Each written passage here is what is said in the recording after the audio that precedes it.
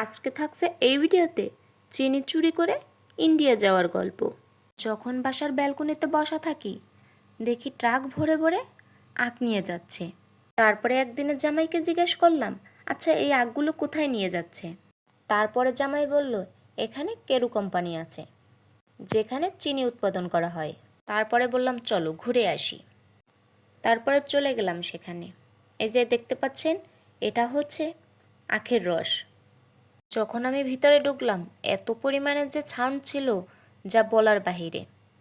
যাদের মাইগ্রেনের সমস্যা আছে আমি তাদেরকে বলতেছি, আসলে ভিতরেটা না ঢোকাটাই বেটার ছিল।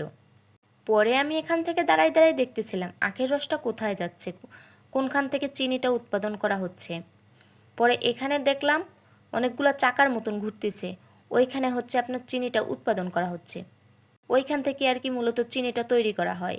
এই কেরু কোম্পানি নাকি আমার বাপ দাদার ও 14 গোষ্ঠীর আমলের, বহু বছর আগে থেকে নাকি এটা চলতেছে দর্শনা। এত পরিমাণ লোক ছিল আর এত ভিড় ছিল, ভিতরে ঢোকাই যাচ্ছে না। কোনো রকম একটু ঠেলামেলি করে ঢুকে পড়লাম আর কি। তার অপর সাইডে একটা সুন্দর মাঠ ছিল যা দেখার মতন। এখানে আমি হাঁটতেছিলাম আর জামাইকে বলতেছিলাম আসো ভিডিও করে একটা। সে তো কি এক জামাই বাবা, সে তো ভিডিওই করতে চায় না। তারে আমার হাত পা ধরে একটা ভিডিও একটা ছবি তোলানো লাগে। যে চারপাশটা দেখতেছেন না, খুব সুন্দর একটা জায়গা।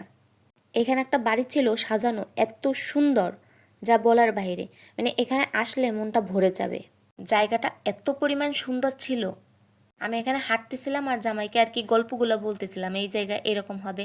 ওখান থেকে বেরিয়ে এসে একটু চটপটি খেলাম, চটপটি খেয়ে তারপর চলে গেলাম মিষ্টির দোকানে। পরে যাই ওখান থেকেও কিছু মিষ্টি, দুজনে মিলে মিষ্টি খাইলাম।